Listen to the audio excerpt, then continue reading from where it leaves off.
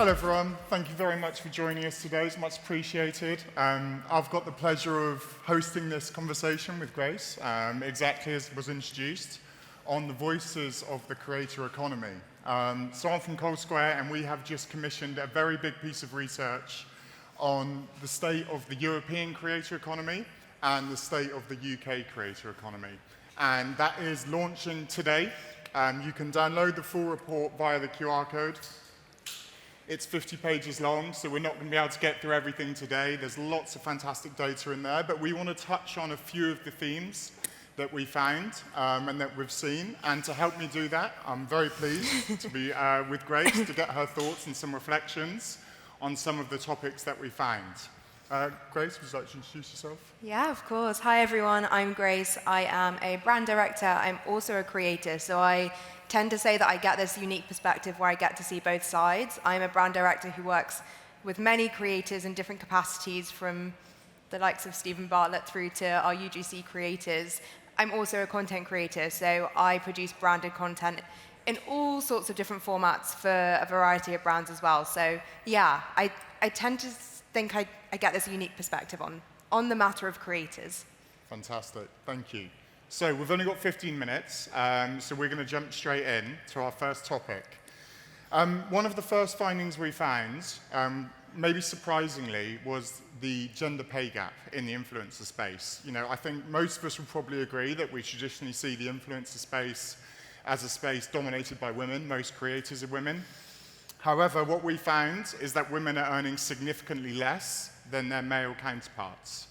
So to put a slightly finer point on that, in the top earning bracket that we surveyed, so this is those earning £3,000 or more, £3,000 or more per month, men massively outperformed women in that bracket. And then conversely, if we looked at the bottom bracket, so those earning £500 or less per month, women massively over-index within that bracket. So, you know, we're seeing women are indexing towards the bottom end of the spectrum when it comes to earnings, and despite their lesser representation, men are indexing towards those higher earning areas. Grace, what are your thoughts behind that? I mean, I'd love to say I'm surprised. I'm never sort of surprised by these stats anymore. It's a shame because, as you said, it's such an industry, it's a female-dominated industry, but my knee-jerk reaction when I saw that stat was, well, that's because, you know, we've got all these micro-creators who are women, but when you really dig into it, and we are looking at those creators who earn $3,000 or more per month, you sit back and you go, well, we don't talk about it. As creators, we do not talk to one another about our rates, how much we're getting paid. The benchmarks are so hard to come by. Rate cards are like golden territory that one person on TikTok might give away once, but the reality is there's so much nuance and context with every single deal that happens. So it's a shame, and I wish we spoke about it more. I actually am friends with a group of finance creators, and they are so transparent about it. They have group chats, and they'll get a deal in from Revolut or Tide or Monzo, and they'll go, hey guys, how much is everyone getting paid for this one? But really, that should sit with the brand, in my opinion. That responsibility to make sure that clarity and that benchmarking and that consistency across your creators is the brand's responsibility, and I take that onus on as a brand director. I do think we need to talk about it more, and I think, yeah, it's a shame that we've sort of got to have the stats put in front of us before we go, oh, this is happening here as well. Like, that's a real shame. And what we found is this is persistent across European markets. You know, we're seeing this in the UK, we're seeing it in Germany, we're seeing it in France, we're seeing it in Italy. The only market it wasn't pervasive was in the Nordics, where actually female creators outperform their male counterparts.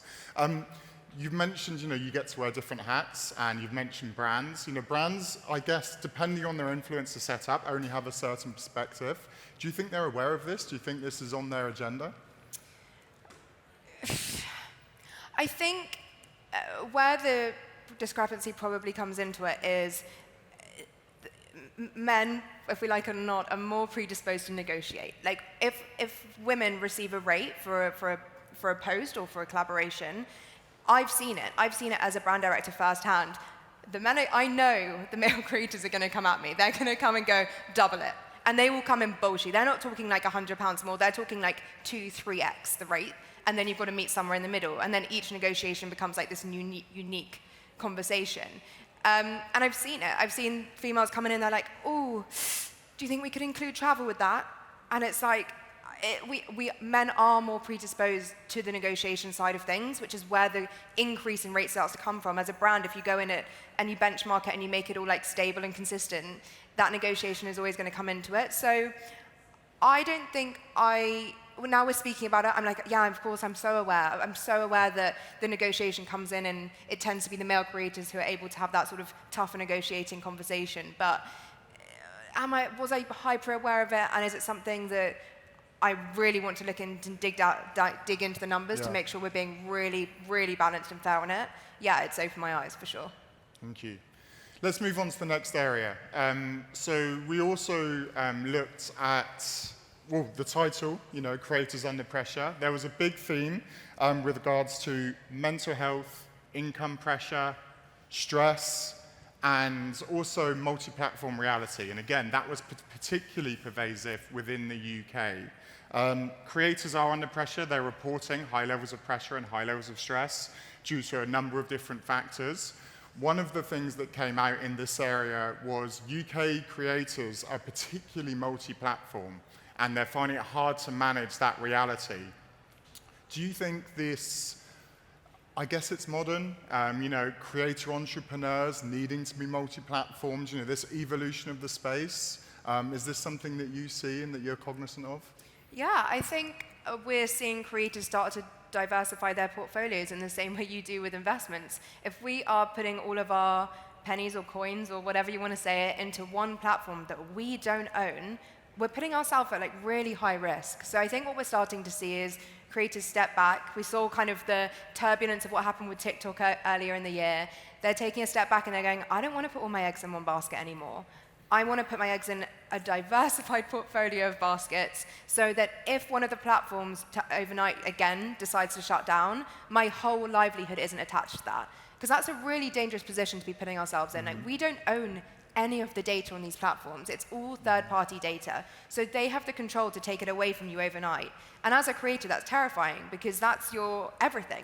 So the conversation I often have with creators is how are you trying to attract that first-party data so that you have ownership of something? Because that is when sort of the business opportunity arises and really you can start transferring into that creator-entrepreneur landscape that seems to be the absolute dominant conversation at the moment. So yeah, I think it doesn't surprise me. I am seeing sort of creators really invest their time across a multitude of platforms, which is a really smart thing to do.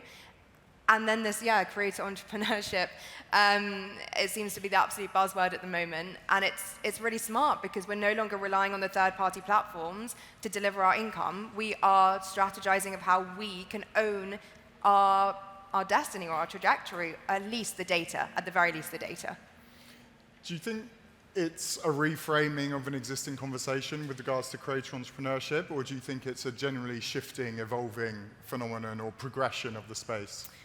What I find really interesting about creator entrepreneurship is we're moving from creating a business and then trying to find an audience or develop an audience to come to the business. We're moving from that model, which is kind of traditionally how businesses and brands have been formed, to creating an audience and then building a business or building a brand for them. And it's the model that's just fast-tracking growth across all these founder-led, content-led brands. It really is seemingly like the 2025 playbook for building a brand successfully. And what I think creators do really well is they know how to capture attention, and attention is our most valuable currency in 2025. So if you have a creator who knows how to capture attention and already has an existing audience, really you've got a lot of data or a lot of insight there to build a really tailored business or solve a problem for them. And that's what I think is the nuance there, like the new opportunity. It's the flipping, the reversal of how businesses have traditionally been built. My final question on this piece is, you've mentioned the word brand a number of times. Do you think this evolution is at odds with the traditional creator model where, brands ultimately pay the bills? They're, working with creators in order to, produce content,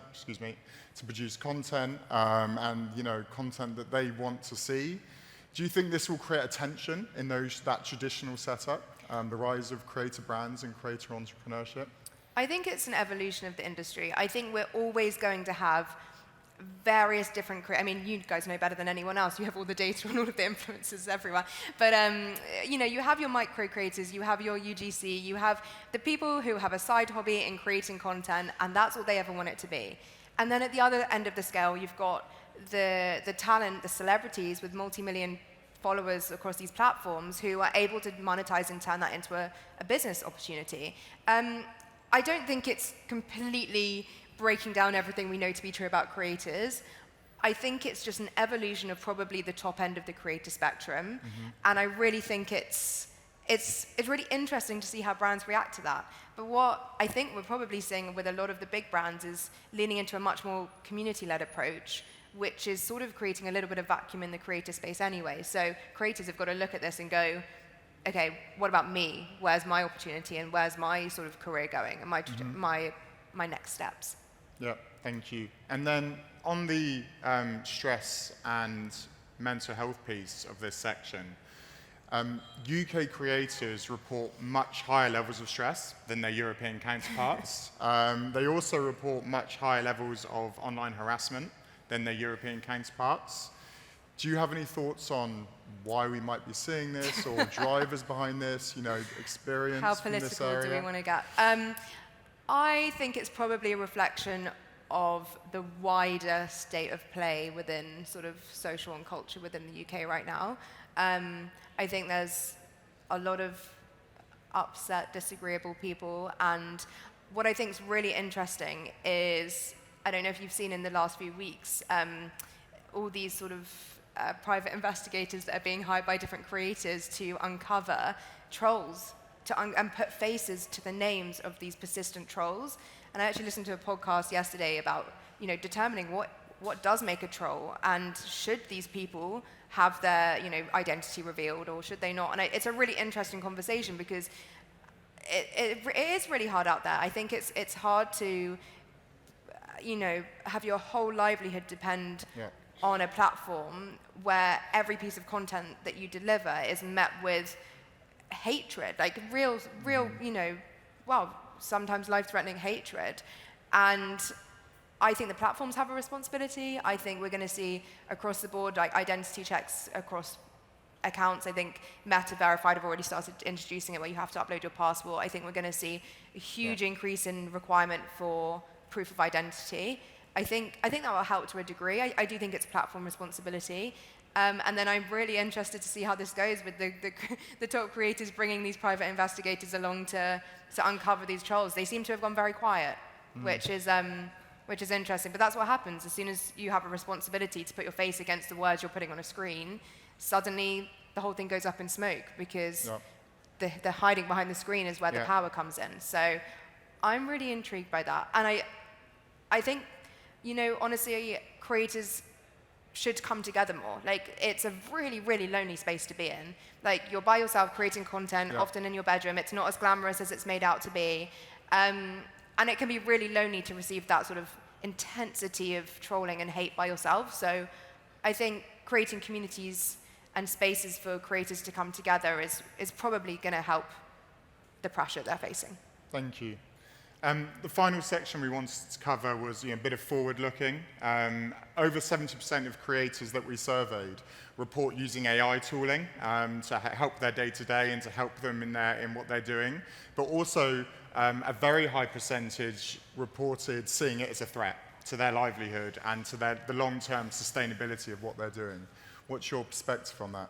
I mean, as I just said, creators are lonely. AI can come in and be your sparring partner. It can come in and be your brainstorming partner. It can come in and make things easier. It's hard at the start, especially, or it's hard for a long period of being a creator because it takes a lot to invest in a team. And a lot of creators never even get to that stage. But if you can invest £15 a month into a large language model like a GPT or a Claude or something that allows you to do to a certain degree what you would if you were surrounded by team, I think that's an absolute bonus and such a huge benefit. It's something I lean into every single day.